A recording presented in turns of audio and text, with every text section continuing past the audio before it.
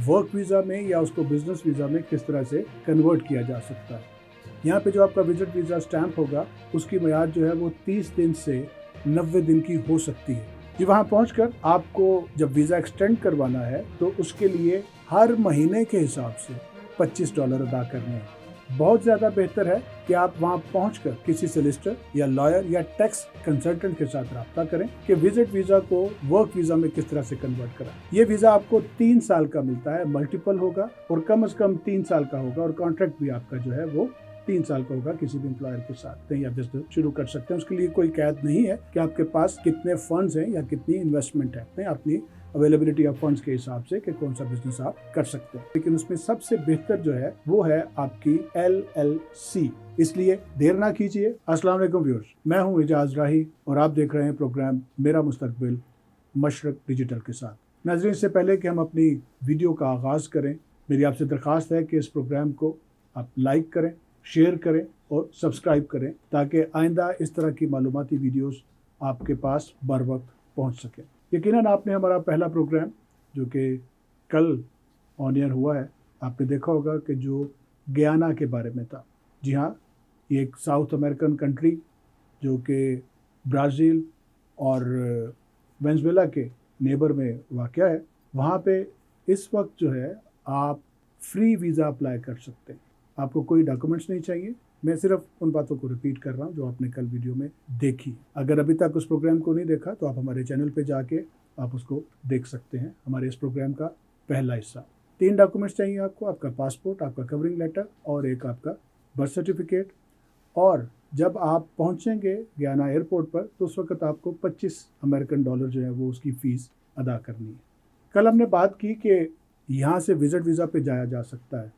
यहाँ पे जो आपका विजिट वीज़ा स्टैंप होगा उसकी मियाद जो है वो 30 दिन से 90 दिन की हो सकती है, लेकिन उसकी फ़ीस सिर्फ $25 है। आपका वीज़ा जब आप वहाँ पहुँचते हैं तो उस वक्त वो शुरू हो जाता है 30 डेज़ आपके।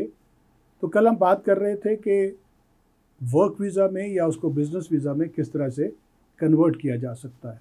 जी, वहाँ पहुँचकर आपको जब वीज़ा एक्सटेंड करवाना है तो उसके लिए हर महीने के हिसाब से $25 अदा करने हैं। पाकिस्तान में से जब आपने वीज़ा अप्लाई किया तो उस वक़्त आपने पूरे ड्यूरेशन के लिए जिसके लिए आप अप्लाई कर रहे हैं उसकी फ़ीस थी $25 जो वहाँ पहुँच के देनी है। लेकिन जब आप गयाना पहुँच चुके हैं और वहाँ जाके अपना वीज़ा एक्सटेंड करवाते हैं तो उस वक़्त आपको $25 हर महीने के हिसाब से पे करने। यानी अगर आप चाहते हैं कि आपका महीना जो वीज़ा है वो 2 महीने के लिए एक्सटेंड हो तो आपको $50 पे करने पड़ेंगे। अगर आप उसे 3 महीने के लिए एक्सटेंड करवाना चाहते हैं तो आपको $75 यानी $75 जो है वो आपको पे करने पड़ेंगे। ये इसलिए कि जब आप वर्क वीज़ा या बिजनेस वीज़ा पे एक्सटेंड करवाएंगे तो उस वक्त आपको टाइम जो लगना है वो ज़्यादा ना लगे, और अगर लग रहा हो तो आपके पास वैलिड वीज़ा हो ताकि आपको गयाना से कोई निकलने के लिए ना कहे। आपने वर्क वीज़ा पे कन्वर्ट कराना है या बिजनेस वीज़ा पे, तो सबसे पहला काम आपने गयाना में पहुंचकर करना है कि आपने अपने वीज़े को एक्सटेंड करवाना है। वो आपकी मर्जी है, 1 महीने के लिए कराते हैं, 2 महीने के लिए या 3 महीने के लिए। हर महीने के हिसाब से आपको $25 फीस पे करनी है। बहुत ज़्यादा बेहतर है कि आप वहाँ पहुँचकर किसी सॉलिसिटर या लॉयर या टैक्स कंसल्टेंट के साथ रब्ता करें, उसको हायर करें, उसकी भी जो फीस है $200-300 वो पे करें। तो आप उनके ज़रिए तमाम मालूमात ले सकते हैं कि किस तरह से आप अपना वीज़ा एक्सटेंड करवाएं, किस तरह से आप जॉब की तरफ मूव कर सकते हैं और किस तरह से बिजनेस वीज़ा की तरफ। यकीनन हम भी आपके साथ अभी ये शेयर करने वाले हैं, लेकिन वहाँ पहुँचकर ऑन ग्राउंड जो रियलिटीज़ हैं उसको देखते हुए बेहतर है कि आप किसी वकील के साथ, किसी लॉयर के साथ, किसी टैक्स कंसल्टेंट के साथ रब्ता करें और उसको हायर करें। पहले हम बात करते हैं कि विजिट वीज़ा को वर्क वीज़ा में किस तरह से कन्वर्ट कराएं। यकीनन आपको पहुंचते ही तो ऐसा नहीं होगा कि कोई भी एम्प्लॉयर आपको जाते ही जॉब दे देगा। उस पर कोई 10-15 दिन, महीना लग सकता है। इसलिए वीज़ा एक्सटेंड हुआ होगा तो आपके लिए आसानी हो जाएगी। जैसे ही वो आपको जॉब ऑफर करता है, जो भी एम्प्लॉयर है, तो फिर आपके वीज़ा की प्रोसेसिंग उसकी रिस्पॉन्सिबिलिटी है स्विच करने की। यानी विजिट वीज़ा से वर्क वीज़ा की तरफ किस तरह से उसको स्विच किया जा सकता है, कन्वर्ट किया जा सकता है, वो आपका एम्प्लॉयर जो वहाँ पे मौजूद है वो सारी ये हैसल आपके लिए करेगा। सारी प्रोसेसिंग वो उसके अपने कंपनी के ऑफिस से या उनके स्टाफ के थ्रू ये होगा। उसमें आपकी कोई किसी किस्म का कोई ख़र्चा नहीं है, उसमें आपको कोई किसी किस्म की परेशानी की ज़रूरत नहीं होगी, क्योंकि कंपनी खुद उसको हैंडल कर रही होती है। ये वीज़ा आपको 3 साल का मिलता है, मल्टीपल होगा और कम से कम 3 साल का होगा, और कॉन्ट्रैक्ट भी आपका जो है वो 3 साल का होगा किसी भी एम्प्लॉयर के साथ।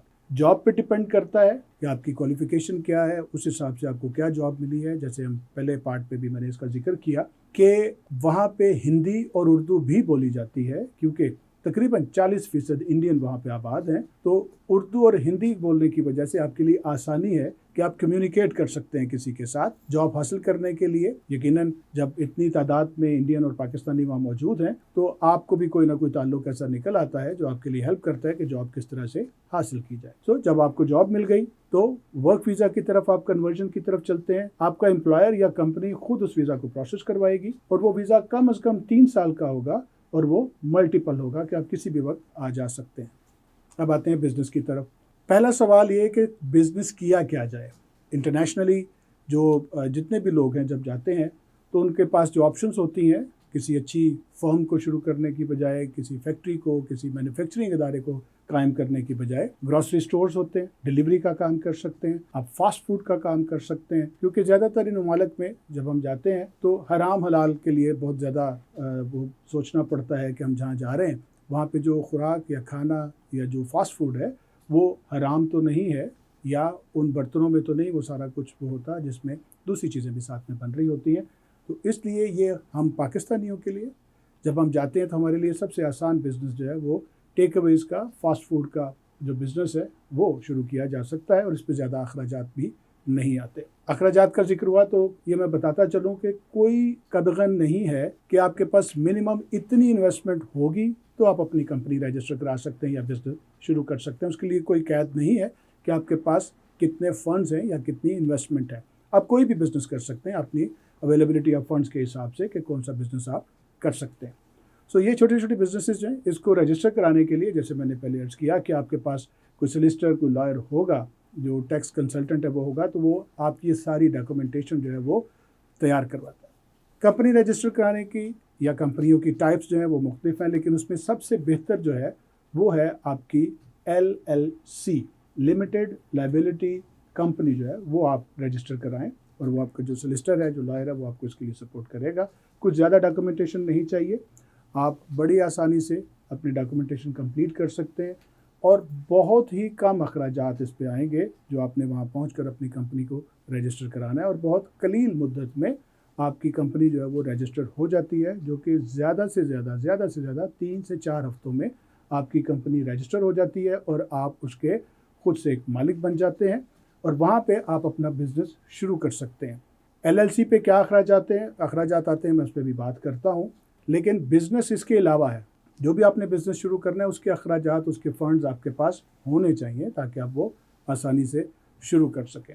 इसमें एक चीज़ है कि अगर आपको मजबूरी है कि जो बिज़नेस आप शुरू कर रहे हैं उसमें आपने जो लोकल्स हैं, जो नेटिव्स हैं, वहाँ के नेशनल हैं, उनको हर सूरत में जॉब देनी है, तो फिर आपको LLC रजिस्टर कराने के साथ साथ एक और जगह पे भी अपनी रजिस्ट्रेशन करवाना लाजमी है।